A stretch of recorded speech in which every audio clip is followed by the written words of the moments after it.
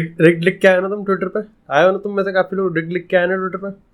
खींच के भी भाई कैसा गेम था भाई। देखो पता है, इससे पहले कि हम यहाँ पर तारीफों के पुल बांधे, तारीफों के पुल तो क्या ही बांधने यार, हर चीज़ तो अनप्रेडिक्टेबल हो रही थी। ऐसा तो कुछ था ही नहीं कि जो मेरे को ऐसा लग रहा था कि भाई इंटर मियामी इतना बढ़िया खेल रही है, वाह भाई वाह क्या बात है, ऐसा तो कुछ था ही नहीं भाई, मैं सही बता रहा हूँ। लेकिन एक चीज़ हम कह सकते हैं कि जितने भी मैचेस हुए अभी तक ये टोमाटिनी और लियोनेल मेसी के अंडर यहाँ पर इंटर मियामी के, उसमें से ये एकमात्र टीम थी सिंसिनाटी जिन्होंने लगभग मेजॉरिटी 80 से 90% गेम में इंटर मियामी को घुटने के बल बिठा रखा था। हर एक चीज़ उन्होंने प्रॉपर तरीके से कर रखी थी। और जब सिंसिनाटी के मैनेजर ने यहाँ पर कहा था कि हाँ भाई हमने तो गेम पढ़ा है, हमने यहाँ पर देखा है किस तरीके से नैशविल ने, किस तरीके से यहाँ पर बाकी की अगर हम टीम्स की बात करें उन्होंने इंटर मियामी को घेरने की कोशिश की है, और हमारे पास भी अपना यहाँ पर प्लान है। क्या वो प्लान काम करा? देखो कायदे से वो प्लान काम कर गया, लेकिन इस इंटर मियामी के अगेंस्ट मैंने हमेशा से एक ही चीज कही है कि भाई आप इनको टैक्टिकली आउटक्लास कितना ही मिनट कर दो, लेकिन द मोमेंट आप ये भूल गए कि वहां पर लियोनेल मेसी विराजमान है। और आज मैं टोमाटिनिया के खैर टैक्टिक्स में गुड़ गोबर करा भाई ने, लेकिन एक ऐसी चीज थी जो कि मेरे को लगता है कि ही प्रिडिक्टेड राइट, और वही चीज सबसे ज्यादा क्लास निकल के आता है। देखो यहां पर अगर हम सबसे पहले उस चीज की बात करें कहां पर इंटर मियामी फ्लॉप हो गई, और वो था यहां पर कि भाई देखो सबसे पहली बात तो यह है कि सिंसिनाटी बहुत एग्रेसिवली प्रेस कर रही थी, पासिंग कर रही थी और कॉन्फिडेंट लग रही थी। ऐसा लग रहा था कि ऐसे Lionel Messi, Sergio Busquets, Jordi Alba Cincinnati में खेलते हैं, ना कि इंटर मियामी में। साथ ही यहां पर उन्होंने सर्जियो बुस्केट्स को तो यहां पर चैनल डाउन करा ही करा, लेकिन यहां पर उन्होंने लियोनेल मेसी को स्पेस ही नहीं दिया। अब ऐसा नहीं था कि यहां पर लियोनेल मेसी पे हमेशा से यहां पर एग्रेसिव प्रेसिंग थी, लेकिन जैसे ही वो उस एरिया में आ गया जहां पर वो शूट मार सकता है, जहां से वो इधर की पास निकाल सकता है वहां पर, या फिर कोई सेंट्रल पास निकाल सकता है, वहां पर उसको चैनल डाउन कर दो, फाउल नहीं करना। देखो सबसे अच्छी चीज बात होती है कि आजकल के इंटर मियामी के जितने भी ओपोनेंट आते हैं वो क्या करते हैं कि लियोनेल मेसी को रोकने के चक्कर में फाउल दे देते हैं। और तुमको पता है लियोनेल मेसी फ्री किक पे उतना ही कारगर है जितना पेनल्टी पे बाकी के प्लेयर्स होते हैं। ऐसे में यहां पर आपको ये समझना पड़ेगा कि यहां पर जब इतना सब अच्छा चल ही रहा था तो लियोनेल मेसी फिर भी वो डेड बॉल से यहां पर गेम पलट कैसे गया। सबसे पहले देखो सेट पीस से कंपाना और लियोनेल मेसी की अगर मैं पार्टनरशिप की बात करूं, आपको पता है जोसेफ मार्टिनेज को खिला रहा है, लेकिन आज कंपाना को खिलाया गया। आप सोचो कि ऐसा कैसे हो गया। इसके पीछे का रीजन था कि इंटर मियामी को भाई एक ऐसा मैन चाहिए जिसके लाइक जो लेकिन एरियल एबिलिटी भी दे, जो आपको यहाँ पर बॉल को होल्ड कर सके, जो आपको एरियल एबिलिटी दे, यहाँ पर आपको सेट पीसेस पे जिता सके। और आप समझ सकते हो कि आज टोमाटिनिया को कुछ पता चला हो ना चला हो, लेकिन ये जरूर पता चल गया होगा कि इवन इफ अगर आप गेम के 80% तक यहाँ पर लेजिट सेकंड बेस्ट हो, खराब खेल रहे हो, लेकिन आपके पास अगर इंडिविजुअल क्वालिटी जो कि एक दूसरे के स्किल्स को कॉम्प्लीमेंट करती है, वहां पर आप जीत सकते हो। यहां पर मेरे को सबसे बड़ी बुरी चीज ये लगी, एक किस्सा सुनाता हूं मैं तुमको। 85th मिनट की बात है, जो कैमरा था वो फोकस करता है यहाँ पर सिंसिनाटी के मैनेजर पे, and he was legit high five. अब वो किसी भी रीजन की वजह से हाई फाइव कर सकता है, लेकिन जनरल कंसेंसस क्या होगा कि भाई को लग रहा है गेम खत्म हो गया, और उस टाइम 2-1 चल रहा था।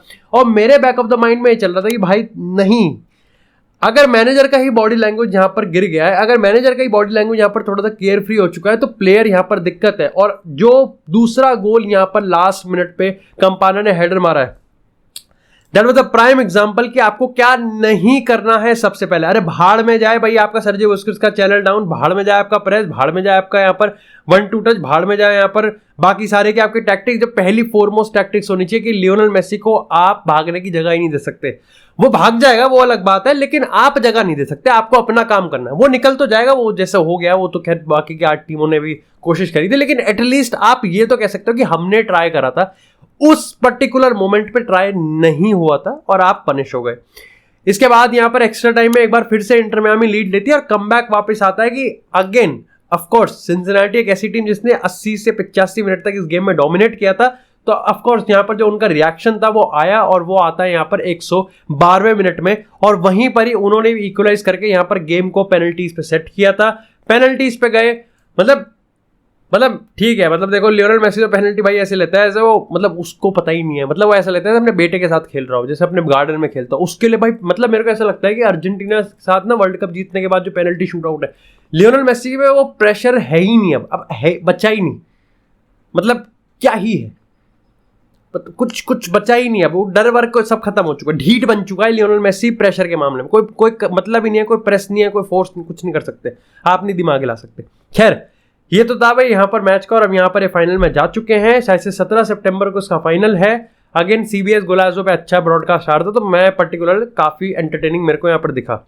इवन दो यहाँ पर 4:30 बजे से बैठा हूँ यार मैं। खैर, इसी के साथ अगर बात करें अपनी अगली कंट्रोवर्सी की, और ये कंट्रोवर्सी मजेदार है, करीम बेंजेमा शायद से अल इत्तिहाद को छोड़ सकते हैं।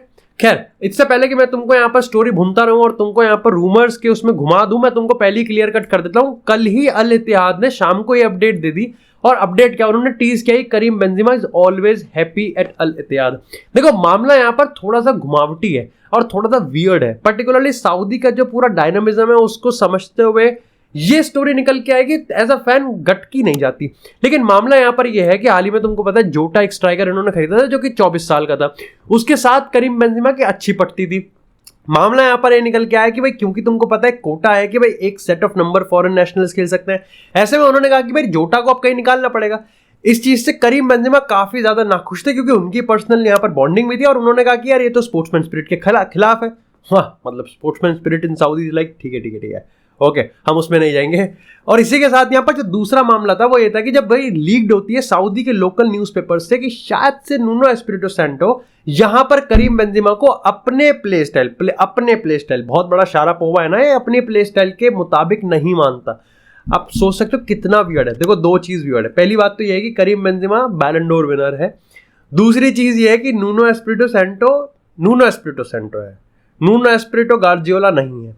अब मैं ये नहीं कह रहा कि यहाँ पर मैनेजर को आप बिल्कुल ही अंडरमाइन कर दो, लेकिन द पॉइंट इज कि आपको करीम बेंजेमा मिला है। आप कैसे पब्लिक को बताओगे कि करीम बेंजेमा का जो फॉल है, मैंने तो हमेशा तक कहा कि रियल मैड्रिड में भी पीक बेंजेमा के बाद उसका डाउनफॉल आया, लेकिन डाउनफॉल का मतलब ये थोड़ी है बिल्कुल ही सी लेवल पे आ गया।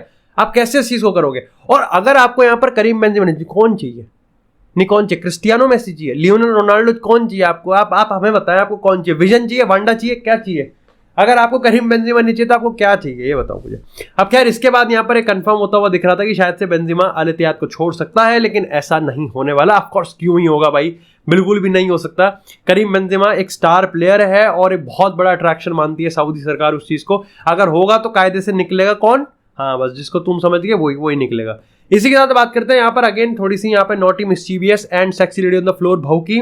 तो भाई यहाँ पर किलियन एम्बापे की अगर बात करें तो जोसेफ पेट्रोल, तुमको पता है एल चिरिंगिटो, जो कि काफी ज्यादा रिलायबल तो नहीं है, शायद से घंटे का है, लेकिन वो क्योंकि फ्लोरेंटिनो पेरेस के यहाँ पर आप कह सकते हो कि क्लोज्ड है, और ऑफ कोर्स वो माउथपीस है रियल मैड्रिड का। उन्होंने यहाँ पर ये बोला है कि इट इज नॉट इम्पॉसिबल कि लास्ट के हफ्ते में, या फिर कुछ रिपोर्ट्स ने तो बताया कि अगला जो PSG का मैच है उसके ठीक बाद ही रियल मैड्रिड एक ऑफर डाल सकते हैं किलियन एम्बापे के लिए। वहीं अगर हम फ्रेंच मीडिया की बात करें तो वो कहते हैं क्योंकि किलियन एम्बापे को बहुत सारा पैसा देना पड़ेगा और बहुत सारा पैसे गिव अप करना पड़ेगा, ये होना मुश्किल है।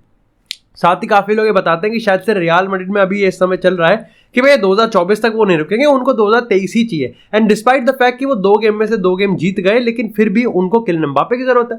अच्छा, जहां ये खिचड़ी पकड़ी है वहीं यहाँ पर अभी रेडियो मार्सा के इंटरव्यू में कार्लो भाई हमारे ये क्या कहते हैं कि भाई देखो, करीम बेंजेमा को रिप्लेस मैंने एक प्रॉपर स्ट्राइकर से नहीं करा, लेकिन मैंने कंपेंसेट किया है बेलिंगम की साइनिंग से, and that is very weird. अब उसने ये चाहे आंसर काफी डिप्लोमेटिक दिया हो, लेकिन ये वियर्ड इसलिए है क्योंकि पहली चीज तो ये है कि आपको स्ट्राइकर हमेशा से चाहिए था, जो कि आपने जोसे लो की साइनिंग के वक्त भी कहा था। दूसरी चीज ये है कि अब आप कहीं ना कहीं आप इस चीज को बना रहे हो, तो ये मेक श्योर करना हम समझ सकते हैं कि शायद से किलियन एम्बापे नहीं आ रहा, इसीलिए यहाँ पर कार्लो को फोर्स किया जा रहा है, या फिर कार्लो खुद ही इसको इन्वेंट करने की कोशिश कर रहा है कि भाई देखो यार, मेरे पास एक स्ट्राइकर तो आने वाला नहीं है, तो बेहतर यही होगा कि मैं यहाँ पर बेलिंगम को ही अपना नया स्ट्राइकर फॉर्मेट पे करूं और उसको यहाँ पर बॉक्स में डालूं, और फॉक्स इन द बॉक्स वाली यहाँ पर मैं उसके साथ गोल स्कोरिंग स्टेट्स रिकॉर्ड करूं।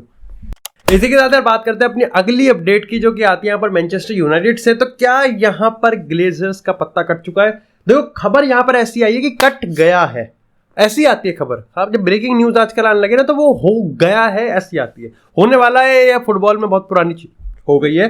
तो भाई यहाँ पर अपडेट ये है कि भाई ग्लेजर्स शायद से यहाँ पर जाने वाले हैं, और अक्टूबर तक यहाँ पर शेख अनथनथनी की यहाँ पर जो टेक ओवर वाली डील है वो कंप्लीट हो जाएगी।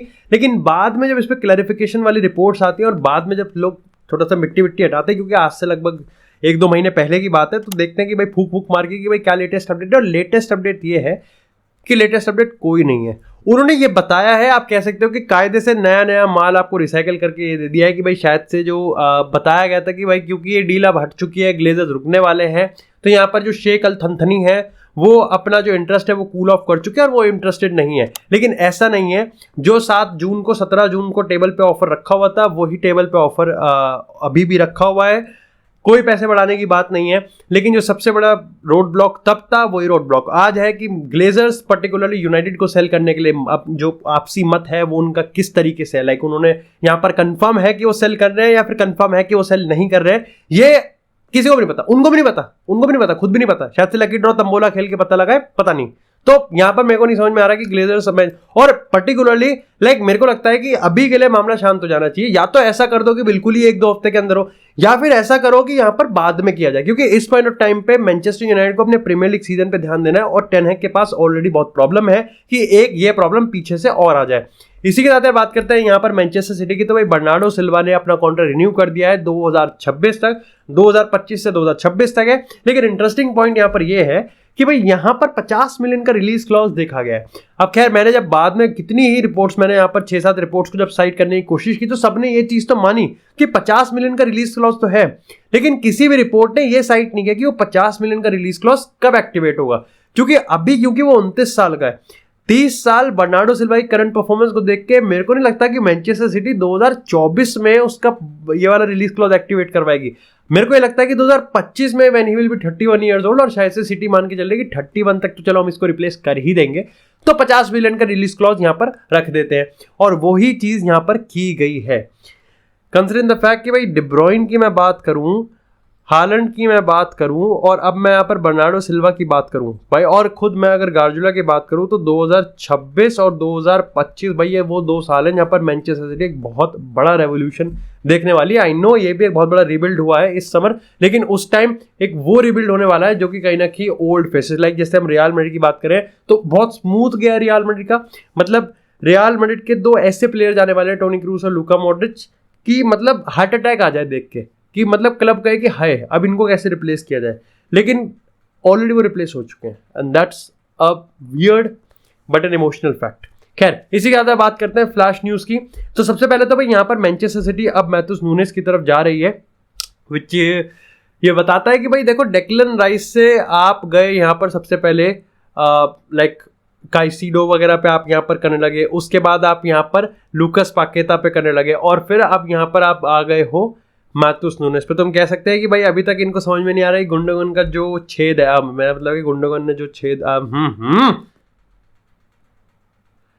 गुंडोगन ने जो पीछे स्पेस वैक्यूम छोड़ा है वो यहाँ पर कैसे भरा जाए। कितना अजीब लग रहा था उसका छेद भरने वाली बात। बट यहाँ पर भाई ये चीज़ हो सकती है, आई थिंक वुल्वरहैम्पटन भाई इस समय इस चीज़ को बिल्कुल भी एक्नॉलेज नहीं करेगी, लेकिन क्योंकि तुमको पता है उसकी फाइनेंशियल सिचुएशन थोड़ी दिक्कत में है, तो शायद से यहाँ पर मैनचेस्टर सिटी आके निपटा के चली जाए। इसी के साथ अगर बात करें यहाँ पर बोनुची की, तो भाई लाजियो के मैनेजर मॉरिजियो सारिनी ने बोनुची की डील को यहाँ पर वीटो करके कैंसिल करवा दिया है, और यहीं पर ही ह्यूगो लोरिस फ्रॉम टॉटनहम की डील भी कैंसिल हो गई है। दोनों ही प्लेयर नॉट नीडेड और ये डील आगे नहीं बढ़ेगी। हावर्ड यूनियन बर्लिन ने यहाँ पर एक ऑफर डाला है बोनुची के लिए, तो ये देखना पड़ेगा। इसी के साथ अगर बात करें एक बड़ी अपडेट की, तो भाई यहाँ पर अल हाली ने गैब्रियल वेगा सेल्टा वीगो के मिडफील्डर, आप कह सकते हो कि ला लीगा के one of the brightest and one of the best अगर हम इमर्जिंग प्लेयर की बात करें तो उसको यहाँ पर खरीद लिया है। डिस्क्लोज्ड फी यहाँ पर नहीं पता चली है, लेकिन डेफिनेटली सेल्टा वीगो को काफी अच्छा पैसा मिलेगा। भैया 22-23 साल का लौंडा लेकर चले गए, और ये वो था जो कि लिवरपूल और बार्सिलोना दोनों का एक कांस्टेंट टारगेट था। ऐसे में आप कह सकते हो वही वाली बात आ जाती है कि सऊदी जब तक उन प्लेयर्स को उठा रही थी जो कि ऑफलोड करने में मुश्किल हो रहा था यूरोपियन फुटबॉल के लिए, तब तक ठीक था, लेकिन यूरोपियन फुटबॉल जिसको हॉट प्रोस्पेक्ट मानता है सऊदी उसको भी पैसे के लिए निकाल रही है, वो देखने वाली बात है। और सबसे बड़ा सवाल होता है कि ये जो प्लेयर 21-22 साल के जा रहे हैं, डू दे सी देमसेल्फ 10 साल 9 साल down the road in Saudi football, और अगर नहीं तो ये पैसे कौन देगा। आपकी आदत जो बिगड़ी हुई है वो कौन ठीक करेगा। क्या आप यहाँ पर जो 200K पर वीक पे जाने वाले हो 21 साल में, क्या आप यूरोपियन फुटबॉल में आके एक्सेप्ट कर सकते हो कि आपको सिर्फ 50 मिलेंगे, जो कि कायदे से मिलने भी तो नहीं चाहिए थे। बट खैर पैसों का मामला है, तो पैसे तो जब वही ना, जब खुद के पास प्लेट खाने के पैसे नहीं है तो हम दूसरे पे कैसे कमेंट कर सकते हैं। बाकी thank you so much guys for watching this episode. अगर आपको एपिसोड पसंद आया तो एपिसोड को लाइक करें, चैनल को सब्सक्राइब करें। आपको इसी तरह फुटबॉल से रिलेटेड एक्सक्लूसिव कंटेंट चैनल में मिलता रहेगा। तब तक के लिए stay tuned, stay safe, and I will see you in the next episode.